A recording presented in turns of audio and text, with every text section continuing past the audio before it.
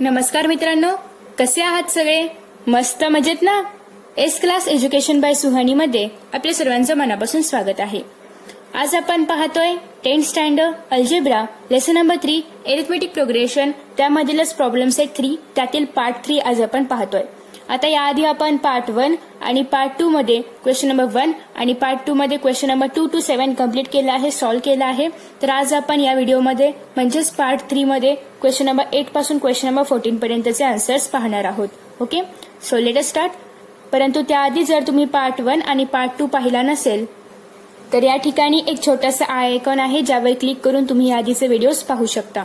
Okay, so आता या ठिकाणी आपण पाहूया 8th क्वेश्चन. तर 8th क्वेश्चन आहे sum of 1 to n natural numbers is 36. So find the value of n. Okay, तर आपल्याला या ठिकाणी काय सांगितलेलं आहे की 1 to n म्हणजे 1 पासून ते n पर्यंत. n आपल्याला काय आहे माहिती आहे का? तर नाही. सो 1 पासून n पर्यंत जे नॅचरल नंबर्स आहेत. आता नॅचरल नंबर्स म्हणजे काय? तर 1 पासून पुढे इन्फिनिटी पर्यंत सिरियल येणारे नंबर्स म्हणजेच 1 2 3 4 5 6 असे सिरियल येणारे नंबर्स, परंतु ते 1 पासून स्टार्ट होतात त्याला आपण काय म्हणतो? नॅचरल नंबर्स म्हणतो. आणि जे 0 पासून स्टार्ट होतात त्याला आपण काय म्हणतो? होल नंबर्स म्हणतो. परंतु या ठिकाणी आपल्याला नॅचरल नंबर सांगितले. सो 1 पासून जे काही नंबर्स सिरियल वाईज येतात ते सगळे असतात नॅचरल नंबर्स. तर 1 to n नॅचरल नंबर्सची सम काय आहे? 36 आहे. ओके, तर आपल्याला या ठिकाणी n ची व्हॅल्यू फाइंड आउट करायची आहे. जेव्हा आपण असे क्वेश्चन आपण सॉल्व्ह करतो तेव्हा आपण फर्स्ट काय करतो? तर फर्स्ट आपण एपी लिहून घेतो, सेकंड आपण ए लिहितो, थर्ड आपण डिफरन्स लिहितो म्हणजेच डी लिहितो आणि त्याच्यानंतर आपल्याला जे काही विचारलं असेल ते आपण फाइंड आउट करतो. सो त्याच मेथडनी करूया. तर फर्स्ट आपण या ठिकाणी घेऊया लेट द एपी ऑफ कशाचं घ्यायचं आहे? Natural numbers NUMBERS. Okay, AP of natural numbers. आता कसं लिहिणार आहोत आपण ते? तर ते लिहिताना आपण 1 2 3 4 असंच लिहिणार आहोत. सो 1 2 3 4 अप टू कुठपर्यंत लिहायचं आहे आपल्याला? n पर्यंत, कारण आपल्याला सांगितलेलं आहे n पर्यंत आहेत. ओके, सो n पर्यंत आहेत. आता यामध्ये ए काय आहे म्हणजेच फर्स्ट टर्म काय आहे? 1 आहे. ओके, सेकंड टर्म काय आहे? 2 आहे आणि थर्ड टर्म T3 काय आहे? 3 आहे. ओके, सो आपण एक लिहिले तर आपल्याला डिफरन्स फाइंड आउट करायचा आहे म्हणून आपण T2 आणि T3 लिहिलेला आहे. सो आता therefore difference is equal to T2 minus T1. T2 काय आहे? 2. T1 काय आहे? 1. म्हणजेच डिफरन्स काय आला? 1. परत T3 मायनस T2. T3 काय आहे? 3. T2 काय आहे? 2. डिफरन्स काय आला? 1. Therefore D is equal to काय येणार आहे? 1. ओके, सो अशा प्रकारे आपण हे लिहिणार आहोत. आता आपल्याला काय फाइंड आउट करायचं आहे? या ठिकाणी आपल्याला काय फाइंड आउट करायला सांगितलेलं आहे? तर n फाइंड आउट करायला सांगितलेलं आहे. So therefore n is equal to माहिती आहे का? तर नाही. पण आपल्याजवळ कंडिशन काय आहे? काय सांगितलेलं आहे आपल्याला? Sum of 1 to n natural numbers is 36. म्हणजेच SN इज इक्वल टू काय आहे? 36 आहे. ओके, सो आपल्याजवळ SN इज इक्वल टू काय आहे? 36 आहे. आता जर आपल्याजवळ SN आहे तर आपण कोणता फॉर्म्युला वापरून हे सॉल्व्ह करणार? SNच्या फॉर्म्युला वापरून. So therefore SN is equal to n upon 2 in bracket 2a plus n minus 1 multiply by d. Okay, so आता आपण सगळ्या व्हॅल्यूज पुट आउट करूया. आता या ठिकाणी SN म्हणजे काय आहे? 36 आहे. म्हणजे इथे आपण SNच्या ऐवजी 36 लिहू शकतो का? तर लिहू शकतो. So 36 is equal to n आपल्याला माहिती आहे का? नाही. सो n अपॉन 2 आहे असं. इन ब्रॅकेट 2 इंटू ए काय दिलेला आहे? 1 दिलेला आहे प्लस n मायनस 1 n माहिती नाही म्हणून n आहे असा इंटू डी आपण काय फाइंड आउट केला? 1. सो या ठिकाणी येणार 1. ओके, आता आपण सगळ्या व्हॅल्यूज जिथपर्यंत आपण करू शकतो तिथपर्यंत सिम्प्लिफाय केलेले आहेत. आता आपण 36 is equal to n upon 2 bracket solve करूया. 2 इंटू 1 2 प्लस या ठिकाणी n मायनस 1 आहे असा इंटू 1. ओके, सो देअरफॉर आता हा जो 36 आहे आणि हा जो 2 आहे तर या 2 ला आपण घेऊया लेफ्ट हँड साईडला, म्हणजे तो काय होईल? मल्टिप्लाय होईल 36 नी. त्याला आपण मल्टिप्लाय करू शकतो. 36 into 2 is equal to n. In ब्रॅकेटमध्ये काय आहे आता? 2 प्लस आपण आता हे सॉल्व्ह करूया. 1 इंटू n काय येणार आहे? फक्त n येईल. 1 इंटू मायनस 1 मायनस 1 येईल. ओके, सो देअरफॉर इथे काय येईल? 2 आणि इथे 7 इज इक्वल टू n. आता या ब्रॅकेटमध्ये 2 मधून 1 गेलं काय राहील? 1 राहील फक्त प्लस n. ओके, सो आता आपण n नी याला मल्टिप्लाय करूया पूर्ण ब्रॅकेटला. So 72 is equal to n नी जेव्हा आपण 1 ला मल्टिप्लाय करू तेव्हा काय येईल? फक्त n किंवा 1 येईल. 1 n पण लिहू शकता तुम्ही. n नी n ला मल्टिप्लाय केलं तर काय येईल? n into n n square. Okay, so अशा प्रकारे इथपर्यंत आपण सॉल्व्ह केलंय. आता याच्या पुढे काय करायचं तर आपण सिंपल क्वाड्रॅटिक इक्वेशन ज्याप्रमाणे सॉल्व्ह करतो त्या मेथडनी सॉल्व्ह करणार आहोत. पण हे क्वाड्रॅटिक इक्वेशन आहे का तर नाहीये. मग याला क्वाड्रॅटिक इक्वेशन करण्यासाठी काय करावं लागेल आपल्याला याचे प्लेस चेंज करावे लागतील आणि परत हा जो 72 आहे त्याला याच्यासोबत घ्यावा लागेल. ओके सो आधी आपण प्लेस चेंज करूया. सो प्लेस चेंज करताना साईन चेंज होत नाही. जर आपण आहे तसे म्हणजे जेवढे टर्म आहेत तेवढे सगळे घेत असू तर आपण साईन चेंज करत नाही. ओके सो सगळे टर्म्स आपण घेतलेले आहेत इज इक्वल टू 72. आता आपल्याला काय करावं लागेल या 72 ला घ्यावं लागेल यांच्यासोबत तरच आपलं इक्वेशन क्वाड्रॅटिक इक्वेशन फॉर्म होईल. ओके सो आता आपण 72 ला जेव्हा या साईडला घेणार तेव्हा आपण मायनस साईन देणार कारण आपण फक्त एकाच टर्मला घेतोय. आपण अदला बदल करतोय का तर नाही. फक्त आपण एकाच टर्मला लेफ्ट हँड साईडला घेतो त्याच्यामुळे त्याचं साईन काय होईल चेंज होईल. Okay so n² plus n minus 72. आता राईट हँड साईडला काही राहिलंय का नाही. मग आपण काय लिहिणार 0 लिहिणार इज इक्वल टू 0. ओके आता हे क्वाड्रॅटिक इक्वेशन आपण सॉल्व्ह करणार आहोत. आता हे सॉल्व्ह करत असताना आपण काय बघतो मिडल टर्म आणि लास्ट टर्म. आता कसं सॉल्व्ह करायचं आपण पाहिलेलं आहे. आपल्याला दोन असे नंबर्स म्हणजे या 72चे मायनस 72चे दोन असे फ्रेंड्स फाइंड आउट करायचे असतात की ज्यांचं मल्टिप्लिकेशन थर्ड टर्म येईल आणि ज्यांचे ऍडिशन किंवा सबट्रॅक्शन सेकंड टर्म येईल. ओके पुन्हा एकदा आपल्याला या 72चे असे दोन फ्रेंड्स म्हणजे असे दोन फॅक्टर्स फाइंड आउट करायचे असतात की ज्यांचं मल्टिप्लिकेशन हे थर्ड टर्म येईल आणि ज्यांचं ऍडिशन किंवा सबट्रॅक्शन हे सेकंड टर्म येईल. ओके सो 72चे कोणते कोणते दोन फॅक्टर्स ज्याला आपण फ्रेंड्स म्हणतो आपल्या भाषेमध्ये कोणते कोणते दोन फ्रेंड्स होऊ शकतात. एकतर जर आपण याला 2 नी डिवाइड केलं म्हणजे 2 नी जर आपण याला डिवाइड केलं तर काय येऊ शकतं 2 3 जार 6 आणि 2 6 जार 12 म्हणजे 2 × 36 येऊ शकतं. अजून काय फॅक्टर्स पडू शकतात तर 8 9 72 येतं. ओके आता आपण आधी बघूया की या दोघांचं जुळतंय का. तर या ठिकाणी 36 × 2 तर हे येणारच आहे परंतु 36 प्लस 2 केलं तर काय येते 38 येते आणि 36 मायनस 2 केलं तर 34 येते. पण आपल्याला काय पाहिजे n पाहिजे. n म्हणजेच काय 1 पाहिजे.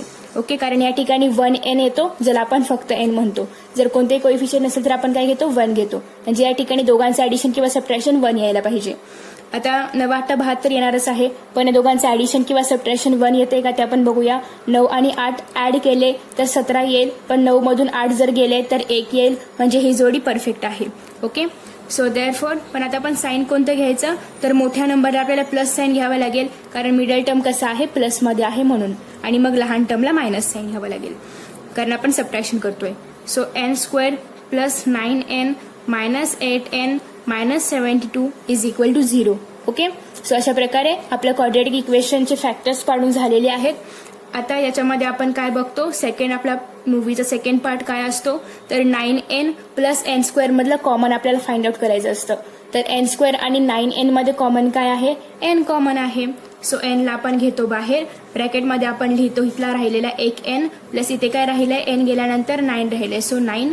आता मायनस आता या दोघांमध्ये कॉमन काय निघू शकतं या दोघांमधून n कॉमन निघू शकतो का तर नाही कारण 72 कडे n आहे का नाही. सो या दोघांमधून आपण 8 कॉमन काढू शकतो. सो इथून जर आपण 8 कॉमन काढला तर आतमध्ये काय राहील फक्त n. आता इथे आपण काय कोणतं साईन देणार प्लस साईन देणार कारण ब्रॅकेटच्या बाहेर कोणतं आहे मायनस आहे आणि आपल्याला काय हवं आहे मायनस 72. सो या ठिकाणी आपल्याला प्लस साईन द्यावं लागेल. आता 8 आणि कितीला मल्टिप्लाय केलं ते 72 येतं 9 ला. ओके सो एवढं सगळं डोकं लावण्यापेक्षा आपण अजून एक करू शकतो की कितीला मल्टिप्लाय केलं किती येईल वगैरे हे सगळं बघण्यापेक्षा हा जो ब्रॅकेट आहे तो आहे असा इथे लिहायचा हे पण आपण करू शकतो. पण त्यासाठी आपला हा ब्रॅकेट बरोबर असला पाहिजे नाहीतर हे पण गेलं आणि हे पण गेलं. ओके सो शक्यतो बघायचं की हाच ब्रॅकेट बरोबर असायला पाहिजे. आपण हा ब्रॅकेट आहे असं इथे लिहू शकतो. ओके पण हा ब्रॅकेट बरोबर असेल तर नाहीतर हे पण चुकेल आणि हे पण चुकेल. ओके सो तुम्हाला जर शक्य असेल तुम्ही इथे नवीन ब्रॅकेट पण ह्याच्या आधारावर तयार करू शकता किंवा हा ब्रॅकेट आहे असं इथे लिहू शकता.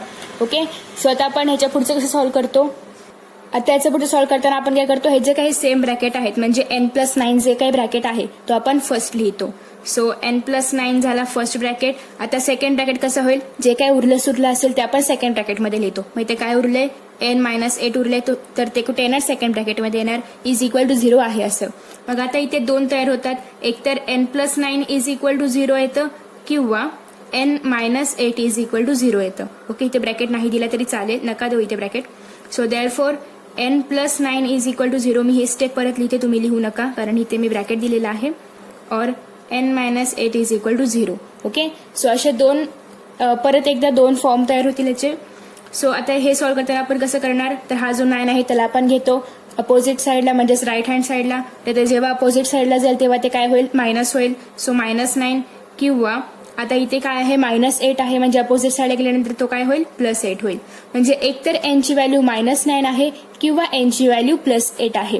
आता या ठिकाणी आपल्याला काय सांगितलेलं आहे, ही जी काही सिरीज आहे किंवा हे जे काय एपी आहे तर ते कसलं आहे, नॅचरल नंबर्सचं आहे. ओके, सो आता नॅचरल नंबर्स कोणते असतात, 1 पासून स्टार्ट होतात ते. मग या ठिकाणी जर आपण n = -9 घेतलं तर -9 1 नंतर येतं का, तर नाही. -9 हे 1च्या आधी येतं. 1 पेक्षा -9 कसाही छोटा आहे, पण 8 1च्या नंतर येतो का, तर येतो. म्हणजे या ठिकाणी n ची किंमत काय असणार आहे, 8 असणार आहे, -9 नाही. ओके, सो आता कळलं -9 का नाही, तर -9 हे काय आहे, नॅचरल नंबर नाहीये, ते इंटिजर आहे आणि आपल्याला काय पाहिजे, नॅचरल नंबर पाहिजे. सो -9 येणार नाही, तर n ची व्हॅल्यू 8 येईल. ओके, आता आपल्याला लिहायचं आहे की -9 का नाही. Okay, so therefore value of n cannot be -9 because काय कारण आहे, -9 is not a natural number. Okay, is not a natural number. NUMBR तुम्ही ते पूर्ण लिहा, is not a natural number. Therefore value of n is 8. Okay, so value of n काय आहे, 8 आहे. हे आहे आपलं फायनल आन्सर. तर अशा प्रकारे अतिशय सोपा आहे हा प्रश्न, खूप इझी आहे, खूप मजेदार आहे. आता आपण पाहूया यानंतरचा क्वेश्चन जो आहे question number 9. Okay, I hope तुम्हाला हा 8th क्वेश्चन समजला असेल. आता आपण पाहतोय क्वेश्चन नंबर 9. आता या ठिकाणी आहे क्वेश्चन नंबर 9. क्वेश्चन नंबर 9 मध्ये आपल्याला सांगितलेलं आहे की डिवाइड 207 ला आपल्याला इन 3 पार्ट्स मध्ये डिवाइड करायचं आहे. ओके, 207 या संख्येला आपल्याला 3 पार्ट्स मध्ये डिवाइड करायचं आहे. Such that all parts are in AP and product of 2 smaller parts will be 4623. Okay, कसं डिवाइड करायचंय, कसं पण डिवाइड करायचंय का, तर नाही. तर सगळे पार्ट्स कसे असले पाहिजेत, AP मध्ये असले पाहिजेत. त्याचबरोबर 3 पार्ट्स आहेत. आता 1 2 3. ओके, सो 1 2 3 आपण असं सपोज करूया. तर 1 2 3 असे सपोज की 3 पार्ट्स 1 2 3 असे आले. ओके, सो आता 1 2 3 मध्ये आपल्याला 2 स्मॉलर पार्ट्स जे आहेत तर त्यांचे प्रोडक्ट काय यायला पाहिजे, 4623. तर आता याच्यामध्ये 2 स्मॉलर पार्ट्स काय आहेत, 1 आणि 2 काय आहेत, हे 2 स्मॉलर पार्ट्स आहेत. असं मला वाटते की खूप ब्राईटनेस असल्यामुळे तुम्हाला दिसत नाहीये. ओके, हा आता दिसेल. तर आता या ठिकाणी 1 2 3 मध्ये 2 स्मॉलर पार्ट्स काय आहेत, 1 आणि 2 आहेत. तर यांचे प्रोडक्ट काय यायला पाहिजे, 4623. म्हणजेच 1 आणि 2 चं प्रोडक्ट काय यायला पाहिजे, 4623. पण या ठिकाणी 1 2 3 हे नंबर्स नाही, ते फक्त सपोज होतं. आता आपण ऍक्च्युअल हा प्रश्न सॉल्व्ह करणार आहोत. तर आता आपण पाहूया की हा प्रश्न कसा सॉल्व्ह करायचा.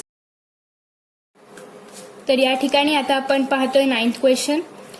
आता 9th क्वेश्चन मध्ये त्यांनी आपल्याला कोणताही टर्म सांगितलेले नाहीये, म्हणजे जसं की ए काय आहे किंवा डी काय हे आपल्याला सांगितलेलं नाहीये. सो आपण पहिला दुसरा असं टर्म पण सपोज करू शकत नाही.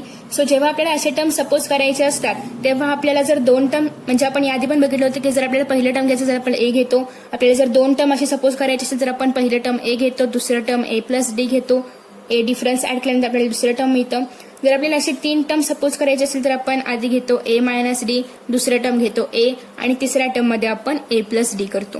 ओके, तर आपण अशा प्रकारेच या ठिकाणी पण टर्म्स सपोज करणार आहोत, कारण आपल्याकडे ऑलरेडी टर्म्स नाहीयेत. सो आपल्याला कोणतरी व्हॅल्यूज फाइंड आउट करायचे आहेत. मग त्यासाठी आपण अशा प्रकारचं AP आहे, म्हणजे अशा प्रकारचं टर्म आहे असं आपण सपोज करणार आहोत. सो सपोज करूया की जे 3 टर्म्स आहेत या ठिकाणी काय सांगितलेलं आहे की 3 पार्ट्स करायचे आहेत. म्हणजे जे काही 3 टर्म्स आहेत ते आपण अशा प्रकारे सपोज करणार आहोत. Suppose 3 terms. आता हे काय आहे, ऑलरेडी AP मध्ये आहे, of the given AP. Okay, काय सपोज करणार आहोत आपण, पहिला टर्म काय घेणार आहोत, A-D, सेकंड टर्म A आणि थर्ड टर्म काय घेणार आहोत, A+D.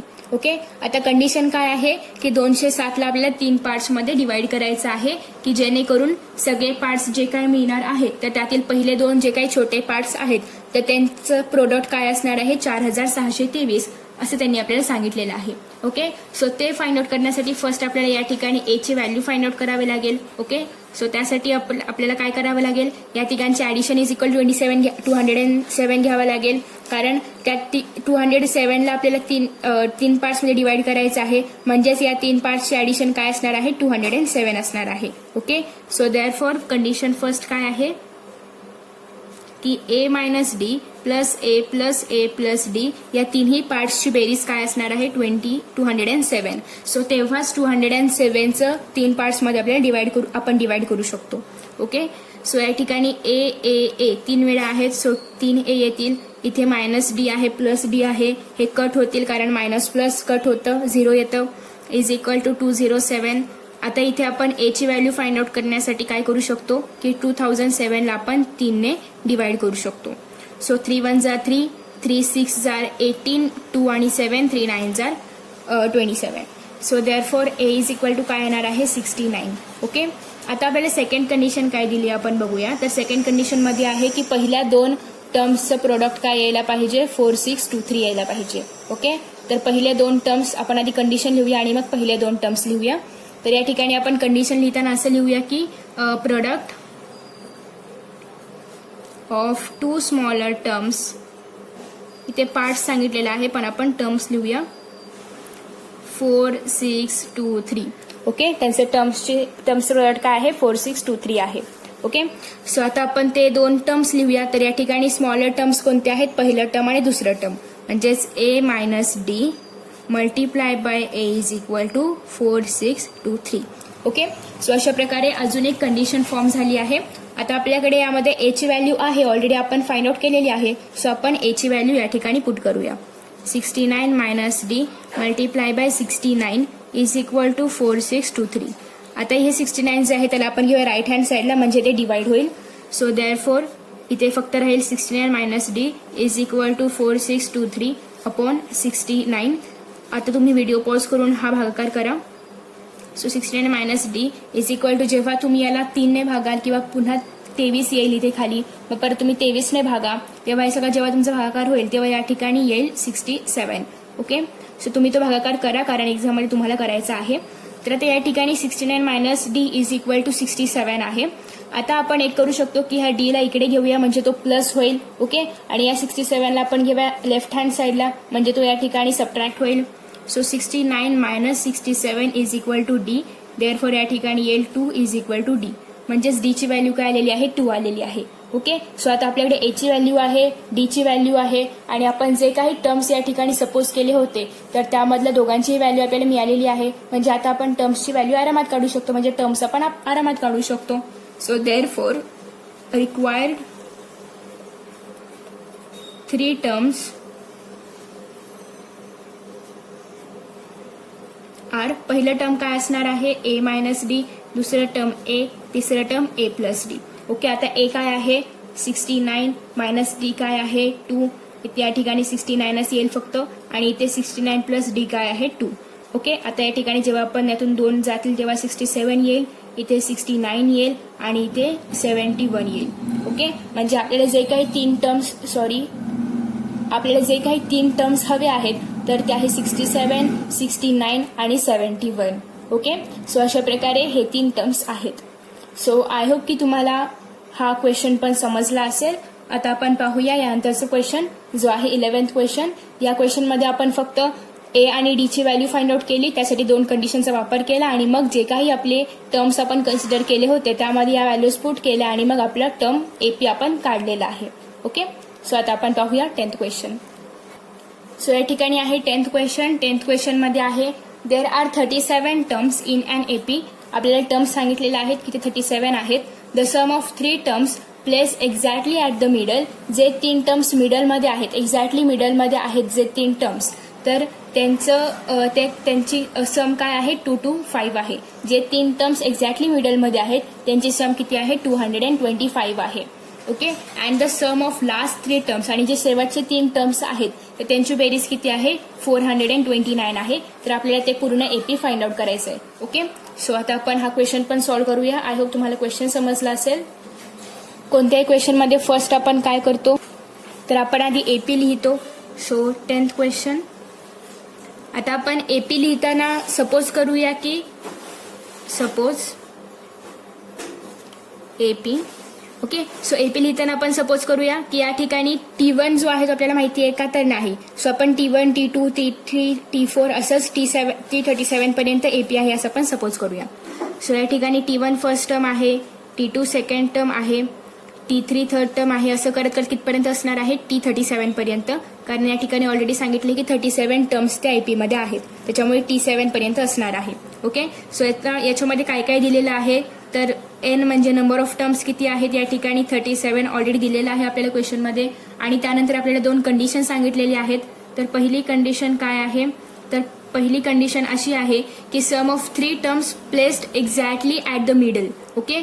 तर त्यांची सम किती आहे 2 to 5 आहे. म्हणजे जे टर्म्स एक्झॅक्टली मिडलमध्ये आहेत. आता याचा मिडल कसं काढणार, तर जी शेवटची टर्म म्हणजे एकूण टर्म आपल्याला माहिती आहे 37 आहेत, म्हणजे 37चा मिडल आपल्याला काढावा लागेल. तर 37चा मिडल आपण कोणत्याही संख्येचा मिडल काढताना आपण काय करतो, 37 + 1 म्हणजे जी संख्या दिली असेल त्याला +1 करायचं आणि डिवायडेड बाय काय करायचं 2 करायचं. तर 37 + 8 38 होणार अपॉन 2 आणि ते येतील 19. कारण 2 जेव्हा आपण 38ला डिवाइड करणार तेव्हा काय येणार आहे 19. ओके. सो मिडल टर्म काय आलं 19. म्हणजे मिडल टर्म 19 आहे. तर त्यांनी काय सांगितलेलं आहे, एक्झॅक्टली 3 मिडल टर्म्स म्हणजे मधलं काय येणार आहे 19 येणार आहे, त्याच्यानंतरचं काय येणार आहे 20 येणार आहे, त्याच्या आधीचं काय येणार आहे 18. म्हणजे हे टर्म्स काय झाले एक्झॅक्टली मिडल टर्म्स झालेले आहेत. ओके. सो पहिलं टर्म काय असणार आहे मिडल मधलं 18, त्याच्यानंतरच असणार आहे 19, त्याच्यानंतरच असणार आहे 20. ओके. सो आता या ठिकाणी आपण ते टर्म्स लिहूया की कसं काय आपण हे फाइंड आउट केलं ते पण आपण इथे लिहायला पाहिजे ना. सो ते आपण लिहूया. सो कंडिशन काय आहे की sum of 3 terms which are exactly in the middle is 2 to 5. Okay, so therefore middle term is equal to काय, आता इथे आपण n घेऊया कारण n आहे तो म्हणून. सो n + 1/2, तर n काय आहे 37 + 1/2. आता याचा आपण डायरेक्ट आन्सर लिहूया, काय आलेला आहे 19 आलेला आहे. ओके. सो या ठिकाणी आपला आन्सर म्हणजे मिडल टर्म काय आलेला आहे 19. सो त्यांनी काय सांगितलेलं आहे 3 middle terms, therefore 3 middle terms is equal to काय येईल T18, त्याच्यानंतर T19, त्याच्यानंतर T20. ओके. आणि त्यांची सम आता कंडिशन काय आहे by the given condition. Okay. By the given condition T18 + T19 + T20 is equal to काय यायला पाहिजे 2 to 5 यायला पाहिजे. ओके. सो देअरफॉर आता हे जे T18, T19, T20 आहे तर ते आपण अजून एका वेगळ्या फॉर्म मध्ये लिहू शकतो. आता T18 आपल्याला केव्हा मिळेल, जेव्हा आपण A + 17D करू तेव्हा आपल्याला T18 मिळेल. ओके. परत T19 कधी मिळेल, तर जेव्हा आपण A + 18D करू तेव्हा आपल्याला T19 मिळेल. त्याचप्रमाणे T20 केव्हा मिळेल, तर जेव्हा आपण A + 19D करू तेव्हा आपल्याला T20 मिळेल. ओके. म्हणजे तेच आपण एका वेगळ्या फॉर्म मध्ये परत लिहूया. ओके. सो आता आपण हे ऍड करू शकतो इझिली, कारण या ठिकाणी 1, 2, 3 A आहेत. सो 3A + 17, 18 आणि 19D हे आपण आपापसात ऍड करूया. सो या ठिकाणी 7 आणि 8 होतील, 8 आणि 9 होतील. या ठिकाणी 17 आणि 7 म्हणजे इथे 4 आणि इथे 1, 2, 3, 4 आणि ते 5. सो 54 आणि याचा D त्याच्यासोबत is equal to 2 to 5. Okay. So या ठिकाणी 3A + 54D is equal to 2 to 5 येणार आहे. आता आपण जरा याला थोडंसं सिम्प्लिफाय करूया, म्हणजे याला आपण 3 ने डिवाइड करू शकतो. सो 3 ने डिवाइड करूया. सो डिवाइडिंग इथे आपण लिहूया की डिवाइडिंग बाय 3. सो या ठिकाणी जेव्हा आपण 3 ने डिवाइड करणार तर इथे फक्त A राहील, प्लस इथे 3 × 3 आणि 3 × 8 24. So 18D is equal to इथे परत लिहिताना 3 × 7 21 आणि 3 × 5 15 75. सो हे आलं आपलं पहिलं इक्वेशन. ओके. पहिल्या कंडिशनच्या आधारे आपण पहिलं इक्वेशन फॉर्म केलं.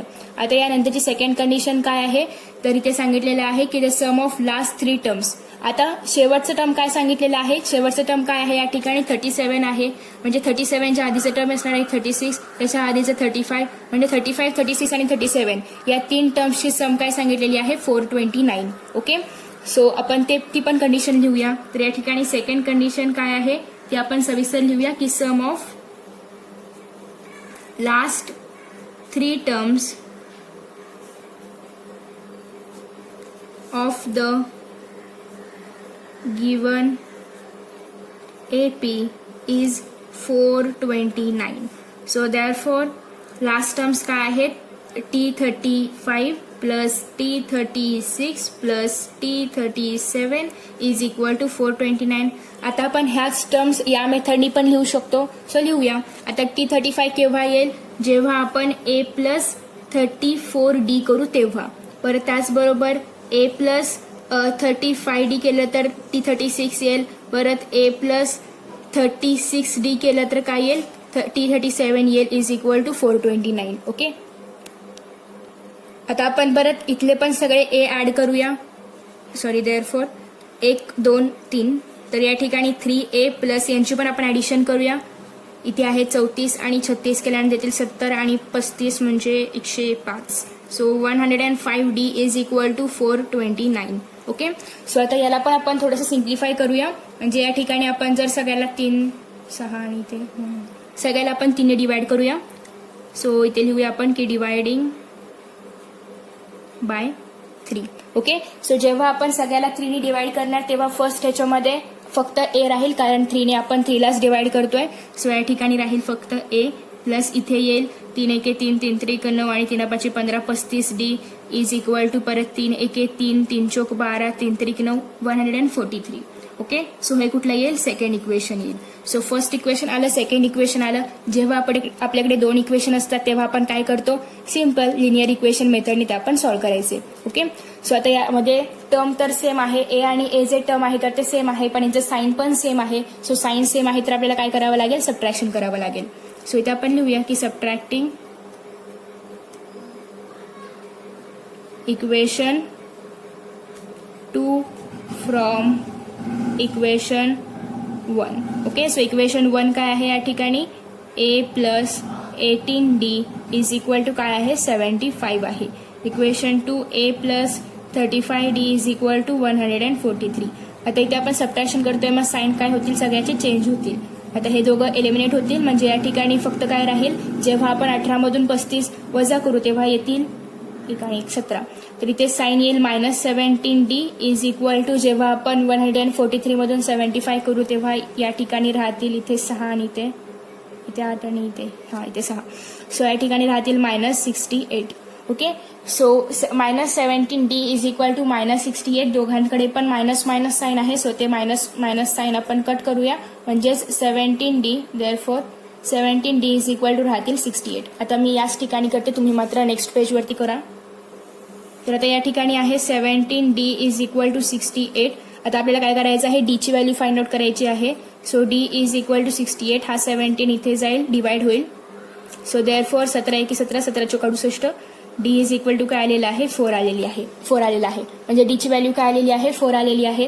आता हीच D ची व्हॅल्यू आपण एकतर इक्वेशन 1 मध्ये किंवा इक्वेशन 2 मध्ये पुट आउट करू शकतो आणि A ची व्हॅल्यू फाइंड आउट करू शकतो. आणि एकदा का आपल्याला A आणि D ची व्हॅल्यू मिळाली की मग आपण आपलं जे काय अरिथमेटिक प्रोग्रेशन आहे तर ते फाइंड आउट करू शकतो.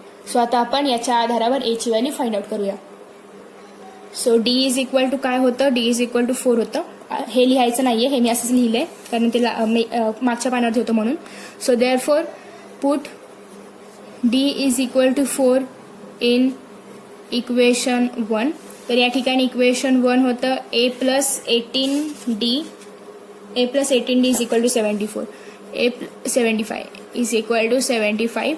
सो आता इथे ज्या ठिकाणी D आहे त्याच्याऐवजी आपण काय लिहिणार 4 लिहिणार. So A is equal to 18 into 4 is equal to 75. So therefore A is equal to 18 into 4 72 is equal to 75. आता आपण या 72 ला घेऊया राईट हँड साईडला. Therefore A is equal to 75 minus 72. Therefore A is equal to येईल 3. म्हणजे या ठिकाणी A ची व्हॅल्यू काय आलेली आहे 3 आलेली आहे. D ची व्हॅल्यू काय होती 4 होती. आता आपण आपले टर्म्स इझिली फाइंड आउट करू शकतो. Therefore terms of the given AP are पहिलं टर्म आपण काय कन्सिडर केलं होतं A कन्सिडर केलं होतं. त्याच्यानंतर A म्हणजेच काय घेतलं होतं T1 घेतलं होते ते ज्याप्रमाणे आपण लिहिलेलं आहे T1 T2 त्याप्रमाणे. तर पहिलं टर्म काय आहे T1 म्हणजेच काय आहे A. आता पहिलं टर्म A असेल तर दुसरं टर्म काढताना आपण काय करतो A प्लस D घेतो तिसरं टर्म काढताना a प्लस 2d घेतो. असं करत करत आपल्याला किती टर्म्स फाइंड आउट करायचे आहेत. या ठिकाणी शेवटचं टर्म काय सांगितलं होतं आपल्याला 37 सांगितलं होतं. ओके, सो असं करत करत आपल्याला कुठपर्यंत जायचं आहे 37 पर्यंत जायचं आहे. म्हणजेच 37 वर टर्म काय असणार आहे a प्लस 36d असणार आहे. ओके, 37th टर्म आपण कसं फाइंड आउट करणार a प्लस 36d केल्यानंतर. ओके, सो देअरफॉर a ची व्हॅल्यू काय आहे 3 म्हणजे पहिला टर्म असणार आहे 3. बी सेकंड टर्मची व्हॅल्यू काय आहे a प्लस d ची व्हॅल्यू काय आहे 4. So a plus 4 a plus 2 into 4 असं करत करत करत शेवटचं टर्म a प्लस तुम्ही शेवटचं टर्म काढायचं तर काढू शकता, कंपल्सरी नाही किंवा दिलेलंही नाहीये. पण आपल्याला क्वेश्चनमध्ये 37 टर्म्स आहेत असं सांगितले. सो त्याच्यामुळे आपण शेवटचं टर्म पण फाइंड आउट करूया. प्लस या ठिकाणी 36 इंटू d आहे 4. सो 3 दुसरं टर्म येईल 7.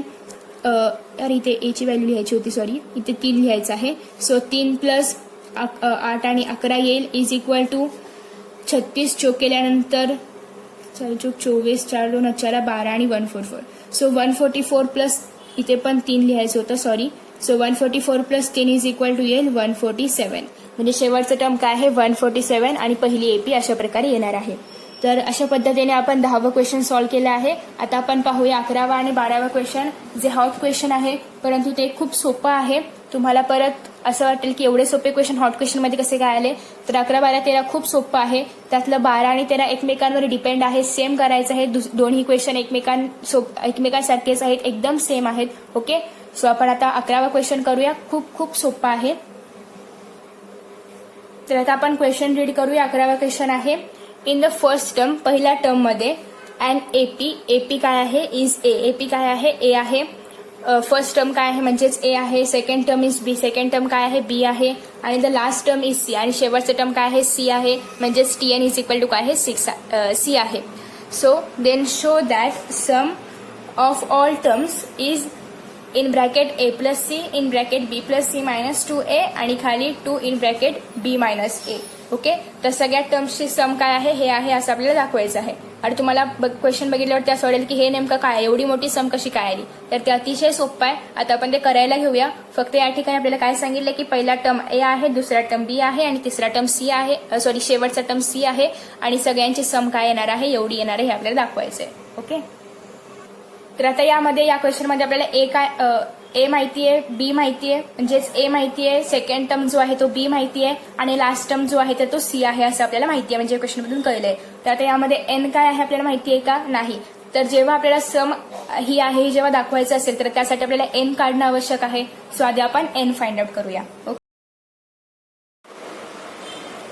तर आता आपण 11th क्वेश्चन सॉल्व्ह करूया. फर्स्ट आपल्याला जे काही या क्वेश्चनमध्ये दिलेलं आहे ते आपण आधी लिहून घेऊया.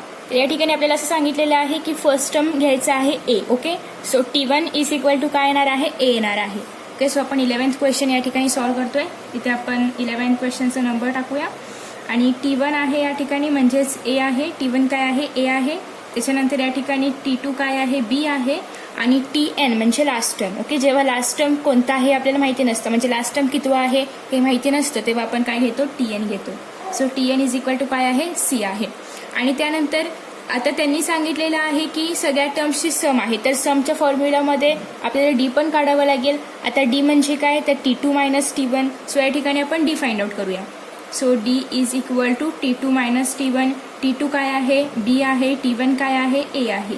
सो डी काय आलेला आहे therefore D is equal to in bracket B minus A. Okay, म्हणजे आपल्याला डी मिळालेला आहे.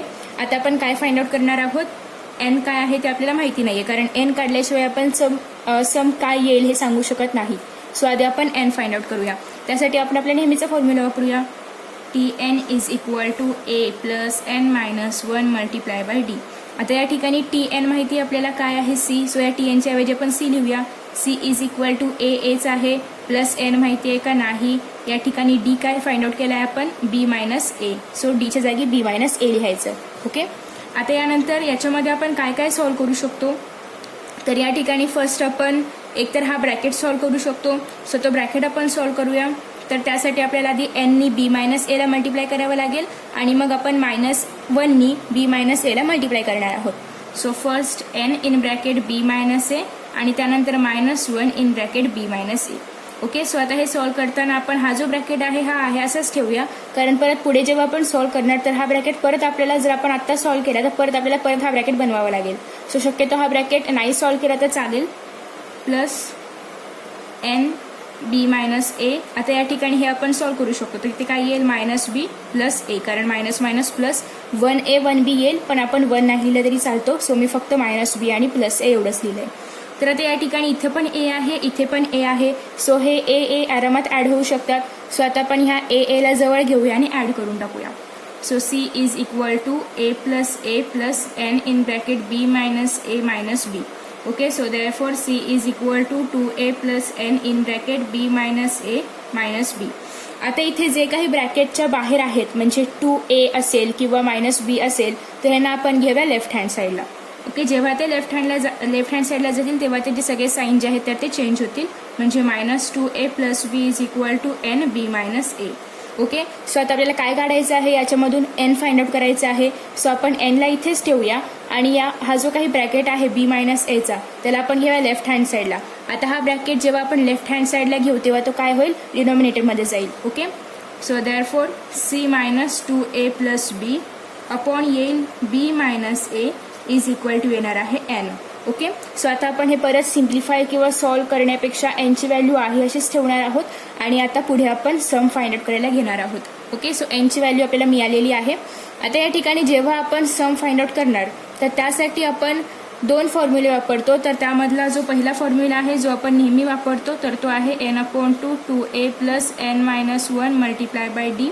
ओके, सो हा फॉर्म्युला आपण नेहमी वापरतो, परंतु या ठिकाणी आपल्याकडे क्वेश्चनमध्ये आपल्याला फर्स्ट टर्म दिलेला आहे आणि लास्ट टर्म दिलेला आहे. सो जेव्हा फर्स्ट टर्म आणि लास्ट टर्म दिलेलं असेल तेव्हा आपण हा फॉर्म्युला न वापरता S N is equal to N upon 2 T1 plus TN हा फॉर्म्युला वापरतो. ओके, सो आता आपण हा फॉर्म्युला वापरूया. तर आता या ठिकाणी S N is equal to N upon 2 T1 plus TN. आता या ठिकाणी एनची व्हॅल्यू आपल्याला माहिती आहे, सो ती आपण लिहूया. या ठिकाणी एस एन त्यांनी सम काय सांगितलेली आहे ती आपण या ठिकाणी लिहू शकतो, परंतु ऑलरेडी सम येणारच आहे, सो लिहायची काही गरज नाही आहे. सो इथे जे काय एन असेल तो आपण लिहूया plus B upon B minus A in bracket T1 काय आहे ए आहे प्लस TN काय आहे सी आहे. ओके, सो आता आपल्याला हे सगळं सॉल्व करायचं आहे. अपॉन 2 आहे तर तो आपण असा घेणार आहोत. ओके, सो हे सगळं आपल्याला आता सॉल्व करायचं आहे. आता हे सॉल्व करत असताना फर्स्ट आपण या दोघांचा गुणाकार करूया, म्हणजेच C minus 2a plus B upon 2b minus ए असं येईल आणि याचा गुणाकार होईल, कारण हा ब्रॅकेट जो याचा पूर्ण गुणाकार होईल. So C minus 2a plus B multiply by A plus C upon, कारण हे डायरेक्ट न्यूमरेटरचं मल्टिप्लाय होतं म्हणून, आणि बी मायनस ए. सो अशा प्रकारे हे इक्वेशन आपण सॉल्व करू शकतो आणि आपण बघूया आता सम बरोबर आलेली आहे का. तर सम बरोबर आहे, त्याच्यामुळे इथे आपण घेऊ शकतो की S N is equal to, फक्त यामध्ये ब्रॅकेट उलटसुलट आहेत तेवढं चालतं, कारण ब्रॅकेट्स कसे असले तरी पण त्याच्यामध्ये जे नंबर्स आहेत त्यांचं साईन वगैरे सेम यायला पाहिजे. ओके, सो अशा प्रकारे आपण हे डिसाईड केलेलं आहे, ठरवलेलं आहे, प्रूव्ह केलेलं आहे की सम जी आहे तर ती क्वेश्चनमध्ये दिली आहे त्याप्रमाणे आहे. ओके, सो आता आपण बघूया यानंतरचं क्वेश्चन जो आहे 12th क्वेश्चन.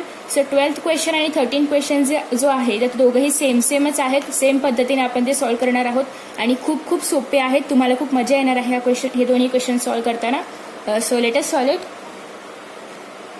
सो फर्स्ट आपण क्वेश्चन रीड करूया. तर क्वेश्चन आहे in the sum of first p terms of an AP is equal to the sum of first q terms, then show that the sum of its first p plus q terms is 0.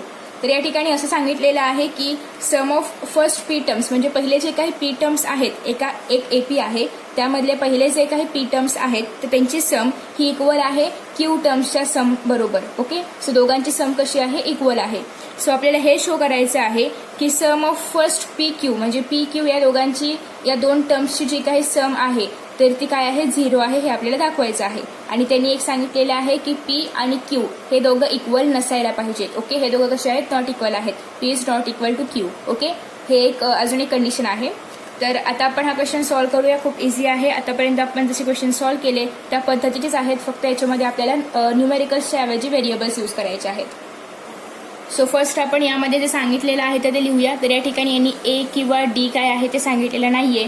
So आपण first term ए consider करूया आणि जो difference असेल तर तो आपण नेहमीप्रमाणे D consider करणार आहोत. Okay. So 12th question. Suppose first term B A and common difference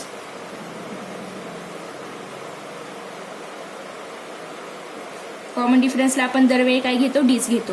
okay. So first term आहे तर तो आहे ए आणि कॉमन डिफरन्स आहे डी. आता आपल्याला या ठिकाणी कंडिशन काय सांगितलेली आहे ती आधी आपण लिहूया. त्यांनी सांगितलेलं आहे की sum of first P terms. Okay. तो so sum of first P terms म्हणजे S P. Okay. Is equal to the sum of first Q terms. So sum असल्यामुळे S Q. So S P हे equal आहे S Q सोबत. तर अशी एक condition आपल्याला दिलेली आहे. तर फर्स्ट आपण फर्स्ट पी टर्म्स ज्या आहेत तर त्यांचे सम फाइंड आउट करूया. मग आपण sum of Q terms find out करूया आणि मग ते दोघं इक्वल आहेत हे दाखवण्याचा प्रयत्न करूया. ओके. सो फर्स्ट आपण सम ऑफ पी टर्म्स बघूया. So sum of P terms. आता आपण सम फाइंड आउट करतो. सो फॉर्म्युला काय वापरणार, S N is equal to N upon two in bracket 2a plus N minus 1 multiply by D. Okay. So आता या ठिकाणी S N आहे. S एनच्या ऐवजी येईल S P is equal to N काय असणार आहे पी अपॉन टू. इथे 2a एस राहणार आहे कारण फर्स्ट टर्म आपण काय सपोज केलेला आहे एस सपोज केलेला आहे. प्लस आता इथे आपण डी इथे एनचं आधी व्हॅल्यू लिहूया. एनची व्हॅल्यू काय आहे पी आहे. इथे आपण घेतलेलं आहे -1 मल्टिप्लाय बाय डी पण डीच राहणार आहे. ओके. सो आता आपण हे जे आहे हे इथे पण सॉल्व्ह करू शकतो किंवा नंतर पुढे पण सॉल्व्ह करू शकतो. सो बेटर वे की आपण हे इथे सॉल्व्ह करूया. So S P is equal to P upon two. तर या ठिकाणी 2a येईल प्लस इथे आपण डीनी मल्टिप्लाय करू शकतो सगळ्या ब्रॅकेटला. सो इथे डीपी मायनस डी येईल. ओके. सो हे फर्स्ट इक्वेशन तयार होईल. आता हे कुठल्या टर्म्सचं होतं, पी टर्म्सचं होतं. आता सेम प्रोसेस आपल्याला क्यू टर्म सोबत करायची आहे क्यू टर्म मिळवण्यासाठी. सो हे तुम्हाला कळलं असेल की आपण हे कसं सॉल्व्ह केलं. आपण फक्त व्हॅल्यूज पुट केले आणि ज्याप्रमाणे आपण आतापर्यंत सम काढत आलो होतो त्याप्रमाणेच आपण केलं आहे आणि आपल्याला पहिलं इक्वेशन मिळालेलं आहे.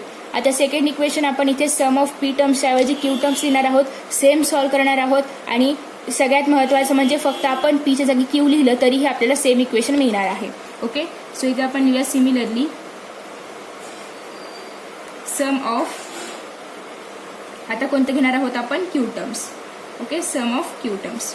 तर आता या ठिकाणी आपण फॉर्म्युला न लिहिता डायरेक्ट लिहू शकतो कारण आपण सिमिलरली लिहिलेला आहे. सो तोच फॉर्म्युला आपण यूज करतो. So S Q is equal to Q upon two. ज्या ठिकाणी इथे पी आहे त्या ठिकाणी सिम्पल फक्त क्यू लिहायचं आपल्याला. ओके. सो जास्त काही डोकं लावायची गरज नाही. डायरेक्ट आपण फक्त पीच्या जागी क्यू लिहिणार आहोत. 2a plus Q minus 1 multiply by D. आता आपण ह्याला सॉल्व्ह करताना S Q is equal to Q upon two. आता इथे येणार आहे 2a प्लस इथे येईल D Q minus D. Okay. So अशा प्रकारे आपण सॉल्व्ह केल्यानंतर हे आपलं येणार आहे सेकंड इक्वेशन. तर आता आपल्याकडे आहे फर्स्ट इक्वेशन, सेकंड इक्वेशन. आता आपण आपली जी कंडिशन आहे ती लिहूया. From the given condition. Condition काय आहे S P is equal to S Q. आता एस पीची जी व्हॅल्यू आहे ही. ओके. सो एस पीची जी काही व्हॅल्यू आहे ती एस पीच्या खाली आपण लिहिणार आहोत आणि एस क्यूची जी काही व्हॅल्यू आहे ही ती आपण एस क्यूच्या जागी लिहिणार आहोत. ओके. सो तेवढं आपण करूया. तर या ठिकाणी एस पीची व्हॅल्यू आपण लिहूया म्हणजेच P upon two in bracket 2a plus D P minus 1. Okay. Sorry minus D. ज्याप्रमाणे आहे त्याप्रमाणे व्हॅल्यू सरळ फक्त लिहायची आहे. आता इथे Q upon to 2a plus D Q minus D. Okay. So हे कुठून भेटलं आपल्याला फ्रॉम 1 अँड 2. ओके. आपण हे कुठून घेतल्या व्हॅल्यूज 1 आणि 2 कडून. म्हणजे हे जे 1 इक्वेशन आहे आणि हे जे सेकंड इक्वेशन आहे तर इथून आपण त्या व्हॅल्यूज घेतलेल्या आहेत.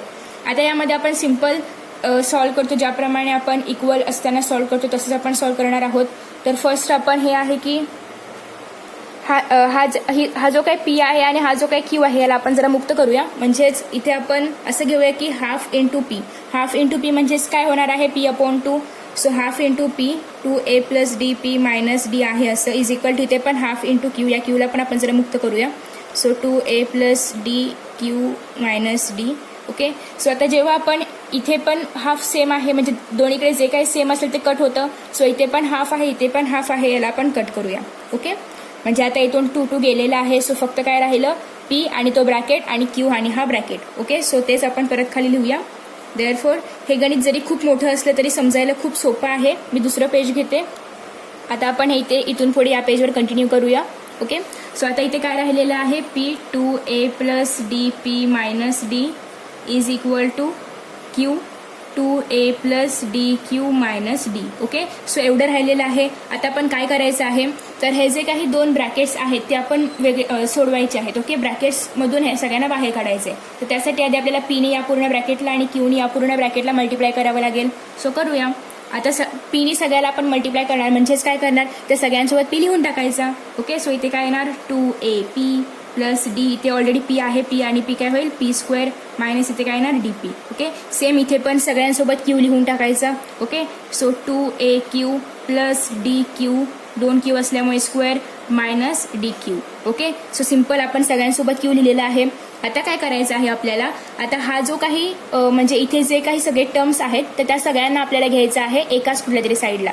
ओके, सो आपण या सगळ्यांना घेऊया लेफ्ट हँड साईडला, आणि जेव्हा आपण या सगळ्यांना लेफ्ट हँड साईडला घेऊ तेव्हा या ठिकाणी काय राहील, 0. ओके, सो या सगळ्यांना आपण लेफ्ट हँड साईडला घेताना बरोबर घेऊया, म्हणजे जसं की हा फर्स्ट टर्म एकत्र लिहायचं, सेकंड टर्म एकत्र, थर्ड टर्म एकत्र. ओके, सो कसं लिहिणार आहोत आपण, 2AP. आता हे जेव्हा या साईडला येईल, म्हणजे जेव्हा साईड चेंज होईल तेव्हा साईन पण चेंज होणार, मायनस 2AQ. ओके, अशा प्रकारे आपण लिहिणार आहोत, plus DP² minus DQ² minus DP plus, आता याचं मायनसचं प्लस होईल, DQ इज इक्वल टू, इथे काय राहील, 0, कारण इथे कोणीच नाही आहे, सो काय राहणार, 0 राहणार. ओके, सो आता यामध्ये हे जे काही आपण पेन पण चेंज करू. ओके, सो हे वेगळे आहेत, त्याच्यानंतर हे वेगळे आहेत. ओके, आणि त्याच्यानंतर हे वेगळे आहेत. ओके, सो हे 3 टर्म्स आहेत या ठिकाणी. सो आता ते जे 3 टर्म्स आहेत त्यामधलं आपण एखादं कॉमन काढूया. आता कॉमन कसं काढणार, तर या ठिकाणी काय कॉमन आहे, म्हणजे 2 मायनस 2AP आणि ते AQ आहे. ओके, सो यामधून कॉमन काय निघू शकतं, 2A कॉमन निघू शकतं. ओके, सो आपण 2A ला बाहेर काढूया. 2A ला जेव्हा आपण बाहेर काढू तेव्हा आतमध्ये काय राहील, फक्त P राहील आणि हा मायनस साईन, आणि हा जो राहिलेला आहे तो Q. ओके, त्याच्यानंतर प्लस. ओके, आता इथे या दोघांमध्ये कॉमन काय आहे, म्हणजे हा जो पूर्ण टर्म आहे याच्यामध्ये कॉमन काय आहे, तर D कॉमन आहे. सो आपण काय करणार, D ला बाहेर घेणार. D ला जेव्हा आपण बाहेर घेऊ तेव्हा आतमध्ये काय राहील, हा P² मायनस हा जो Q आहे तर त्याचा स्क्वेअर. ओके, सो अशा प्रकारे एवढा आतमध्ये राहणार आहे. आता त्यानंतर यामध्ये काय कॉमन आहे, तर यामध्ये पण D's कॉमन आहे. सो जेव्हा आपण मायनस D ला, आता आपण बाहेर कोणाला काढणार आहोत, मायनस D ला बाहेर काढणार आहोत. जेव्हा आपण मायनस D ला बाहेर काढू तेव्हा आतमध्ये काय राहणार आहे, P मायनस Q राहणार आहे. ओके, जेव्हा आपण मायनस D ला बाहेर काढणार तेव्हा आतमध्ये काय राहणार आहे, P आणि minus Q is equal to 0 येणार आहे. ओके, सो आता या ठिकाणी परत सॉल्व करताना याच्यामध्ये हे म्हणजे हा जो काही टर्म आहे हा कॉमन आहे, पण आपल्याला मधला पण कुठला तरी टर्म कॉमन काढावा लागेल. त्यासाठी P² मायनस Q² आपण सॉल्व करूया. तर आता हे आपण कसं सॉल्व करणार, तर आपला जो काय A² मायनस B² फॉर्म्युला आहे त्या पद्धतीने. आता A² मायनस B² फॉर्म्युला म्हणजेच काय, तर A plus B A minus B. Okay, हा फॉर्म्युला काय आहे, तर A plus B A minus B. So त्याचप्रमाणे P² मायनस Q² आपण सॉल्व करणार, म्हणजे P प्लस Q आणि P minus Q. Okay, so ते आपण सॉल्व करूया. तर 2A P minus Q plus, तुम्ही असं वेगळ्या पेनी लिहू नका, हा एक्झाममध्ये चालत नाही, मी फक्त इथे तुम्हाला समजवण्यासाठी लिहिते. तिथे काय येईल, P प्लस Q आणि दुसरा ब्रॅकेट P मायनस Q, त्याच्यानंतर minus D P minus Q is equal to 0. Okay, so अशा प्रकारे तयार झालेलं आहे. आता यामधून प्रत्येकामधून P मायनस Q प्रत्येकामध्ये सेम आहे. सो आपण P मायनस Q ला कॉमन म्हणून बाहेर काढू शकतो. तर काढूया आपण आता P मायनस Q ला बाहेर. सो इथे देअरफॉर सो इथे P मायनस Q ला आपण काय करूया, कॉमन बाहेर काढूया. Okay, sorry. So P minus Q ला जर आपण बाहेर काढलं तर आता जे काही राहिलेले टर्म्स आहेत ते सगळे आता आपण ब्रॅकेटमध्ये लिहू शकतो. सो 2A राहिलेला आहे, यामध्ये D राहिलेला आहे आणि प्लस P प्लस Q पण राहिलेला आहे. याच्यामध्ये मायनस D फक्त राहिलेला आहे, is equal to 0. Okay, so जे काही राहिलं होतं हे तिन्ही जाऊन जे काही राहिले होते, हे राहिलं होतं, या सगळ्याला आपण एका ब्रॅकेटमध्ये लिहिलेलं आहे. ओके, सो सिम्पल आपण एवढं केलं. आता यानंतर आपल्याला काय करायचं आहे, तर हा जो P मायनस Q आहे, ओके, हा पूर्ण ब्रॅकेट आपण घेणार आहोत राईट हँड साईडला. ओके, कुठे घेणार आहोत, राईट हँड साईडला. आणि तो काय, जेव्हा तो राईट हँड साईडला जाईल तेव्हा तो काय होईल, तर डिवाइड होईल. ओके, सो त्याला आपण घेऊया पूर्ण ब्रॅकेटला राईट हँड साईडला, म्हणजे इथे फक्त काय राहील, हा जो स्क्वेअर ब्रॅकेट आहे तो फक्त इथे राहील. Is equal to 0. आता हा काय होईल, डिनॉमिनेटरमध्ये जाईल p मायनस क्यू. आता जेव्हा आपण झिरोने एखाद्या संख्येला डिवाइड करतो तेव्हा तिचं त्याचं उत्तर काय येतं, 0 येतं. सो या ठिकाणी काय राहील, फक्त 0 राहील. Okay, so therefore 2a plus D p plus Q minus D is equal इथे काय राहील, फक्त 0 राहील. आता या ठिकाणी जो हा जो काही टर्म आहे म्हणजे या डी पासून ते या डी पर्यंत, तर यामध्ये आपण कॉमन जो डी आहे तर तो कॉमन काढू शकतो. सो इथून आपण डी काय करणार आहोत, कॉमन काढणार आहोत. ओके, सो जेव्हा आपण डी कॉमन काढू तर इथे कसं होईल, आपण खाली लिहूया. सो इथे कसं होईल, हा जो 2a आहे तर तो 2a आहे असंच राहील कारण त्याचा काही संबंध नाहीये. प्लस हा डी आपण घेणार आहोत. सो p प्लस क्यू -1 इथे येणार आहे. ओके, सो -1 आणि हा जो काही डी आहे त्याला आपण आहेच करणार आहोत कारण तो डी राहणार आहे. इज इक्वल टू काय येणार आहे, 0.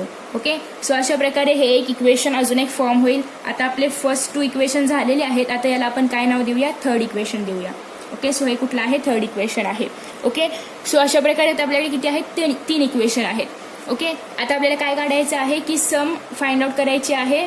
p आणि q, p प्लस क्यूची सम काय आहे, 0 आहे हे आपल्याला दाखवायचं आहे. ओके, सो आपण p प्लस क्यू हे आपल्याला आता काय करायचं आहे, फाइंड आउट करायचं आहे. इज इक्वल टू 0 आहे ते दाखवायचं आहे. ओके, सो ती सम फाइंड आउट करत असताना आपण तो आपल्या नेहमीचा फॉर्म्युला वापरूया. n/2 in bracket 2a plus n minus 1 multiply by D. आता या ठिकाणी n काय आहे, p प्लस क्यू काय आहे, n आहे. सो nच्या जागी आपण p प्लस क्यू लिहूया. p plus Q is equal to इथे पण p प्लस क्यू अपॉन काय येणार आहे, 2 इन ब्रॅकेट 2 इंटू एच राहणार आहे कारण एचं व्हॅल्यू काय आहे, एच आहे. आता या ठिकाणी परत एनची व्हॅल्यू काय आहे, p plus Q minus N. Okay, so p plus Q minus N multiply by काय राहणार आहे, इथे डी आहे असं. ओके, सो परत p प्लस क्यू. आता आपण हे जेवढं होईल तेवढं सॉल्व्ह करण्याचा प्रयत्न करूया. आता या ठिकाणी काय आहे, p प्लस क्यू अपॉन 2 आहे असंच राहील. आता हे सॉल्व्ह करत असताना आपण हा जो ब्रॅकेट आहे याच्या आतला तो सॉल्व्ह करूया. p प्लस क्यू -1 हा ब्रॅकेट तयार होईल आणि इंटू डीच राहील इथे. ओके, सो आता तुमच्या एक लक्षात येईल की इथे आपण जे काही थर्ड इक्वेशन फाइंड आउट केलं होतं 2a plus in bracket p plus Q -1 आणि डी, तेच इथे आलेलं आहे 2a plus in bracket p plus Q -1 into D. So याची व्हॅल्यू आपण इथे काय मिळवली होती, 0 मिळवली होती. म्हणजे याची व्हॅल्यू इथे पण काय असणार आहे, 0 असणार आहे. सो एवढं सगळं एवढं मोठं लिहिण्याऐवजी इथे आपण काय लिहू शकतो, फक्त 0 लिहू शकतो. सो आपण इथे फक्त 0 लिहूया.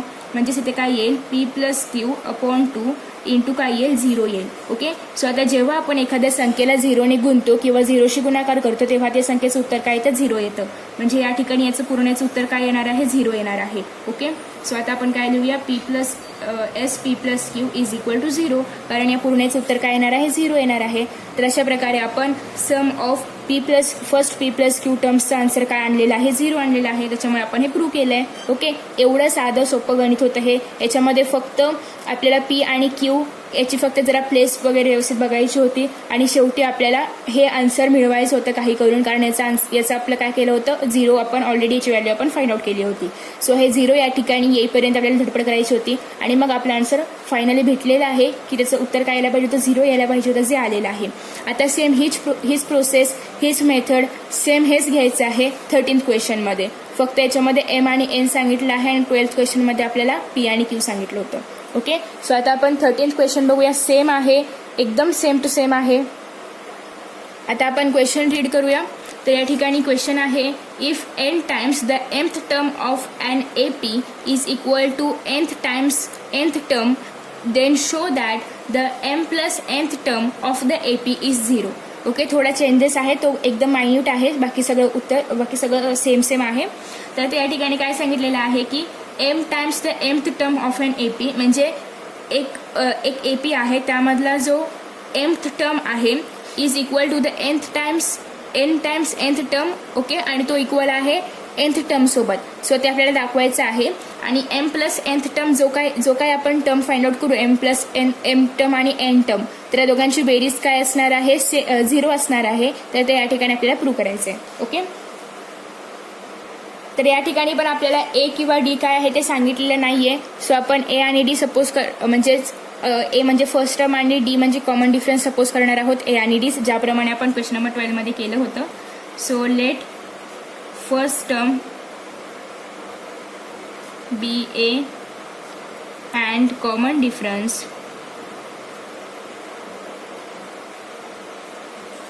बी डी. सो या ठिकाणी कॉमन डिफरन्स आपण काय घेणार आहोत, डी घेणार आहोत आणि फर्स्ट टर्म काय घेणार आहोत आपण, ए घेणार आहोत.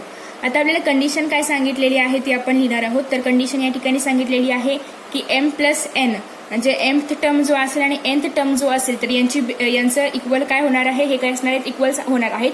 आणि दुसरी कंडिशन सांगितलेली आहे की m प्लस nth टर्म जे असणार आहे तर यांची बेरीज जेव्हा आपण करू तेव्हा ती काय येणार आहे, 0 येणार आहे. ओके. सो फर्स्ट आपण पहिली कंडिशन लिहूया. पहिली कंडिशन काय आहे, m times mth term. Okay. m times mth term म्हणजे काय येणार आहे या ठिकाणी, m टाइम्स mth टर्म म्हणजे काय घेतो आपण, tm घेतो. ओके. इज इक्वल असणार आहे n times nth term. nth term म्हणजे काय, tn. ओके. हे दोघं कसे असणार आहेत, इक्वल असणार आहेत. एवढं आपल्याला काय दिलेलं आहे, कंडिशनमध्ये सांगितलेलं आहे. सो फर्स्ट आपल्याला या ठिकाणी जे tm आहे ते फाइंड आउट करावं लागेल आणि मग त्यानंतर tn आहे तर ते फाइंड आउट करावं लागेल. सो tm आपण आपल्या नेहमीच्या फॉर्म्युलाने फाइंड आउट करणार आहोत. तर for mth term, okay, mth टर्मसाठी आपण कसं करणार ते आधी लिहूया आणि मग सिमिलरली nth टर्मसाठी आपण करणार आहोत. So tn is equal to a plus n minus 1 multiply by d. So या ठिकाणी tnच्या ऐवजी आपण काय लिहिणार आहोत, tm is equal to a plus m minus 1 multiply by d. Okay. So डीने आता आपण याला मल्टिप्लाय m मायनस d आणि हे आपलं झालं फर्स्ट इक्वेशन. सो सिमिलरली आपण काय करणार आहोत, tn पण काढणार आहोत फॉर nth टर्म. तर nth टर्मसाठी tn is equal to a plus या ठिकाणी n काय असणार आहे, nच असणार आहे इंटू d. सो आता आपण हे सॉल्व करूया. तर त्यासाठी tn is equal to a plus dn minus d हे येईल आपलं सेकंड इक्वेशन. या ठिकाणी nच राहणार आहे कारण n टर्मच दिलेला आहे आपल्याला. सो फॉर्म्युलामध्ये पण n आहे आणि उत्तरामध्ये पण म्हणजे जे काय आपल्याला दिलेलं आहे त्याच्यामध्ये पण nच आहे. ओके. सो अशा प्रकारे आपले दोन इक्वेशन आलेले आहेत. आता आपण बघूया याच्या पुढे काय करायचं. तर आता या ठिकाणी क्वेश्चनमध्ये जी सेकंड कंडिशन सांगितलेली आहे तर ती आहे की m प्लस nth टर्म हे काय असणार आहे, 0. सो कंडिशन 2 काय आहे, m plus nth term.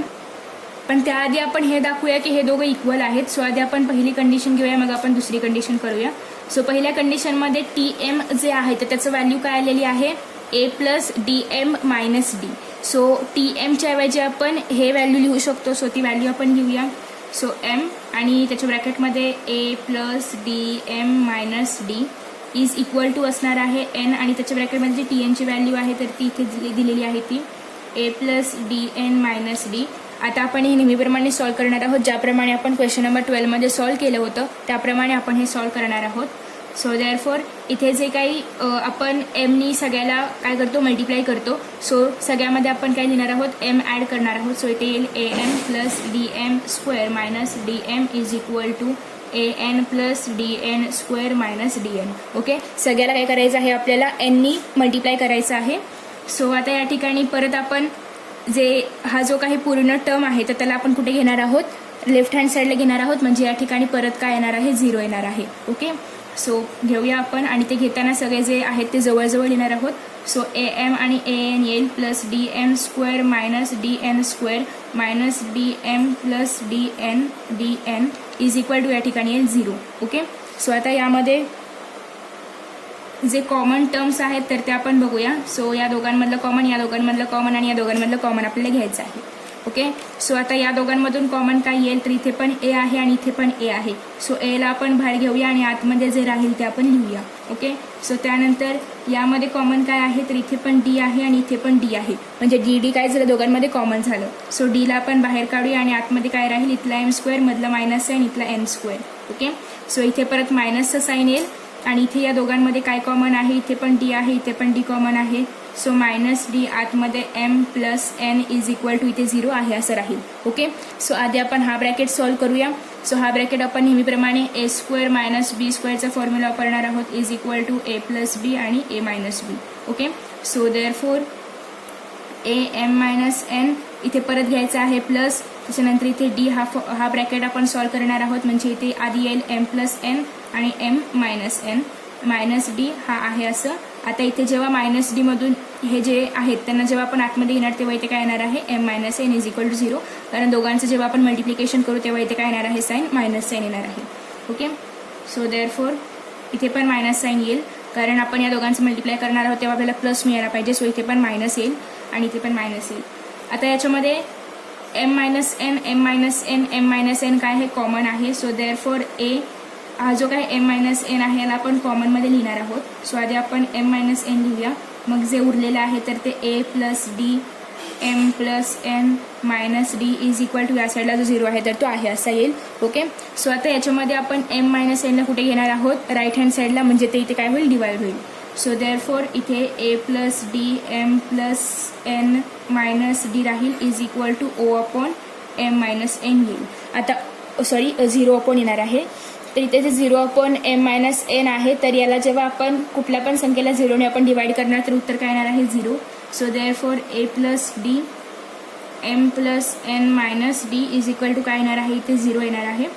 So therefore आता याच्यामधून आपण काय करणार आहोत तर डी कॉमन काढणार आहोत.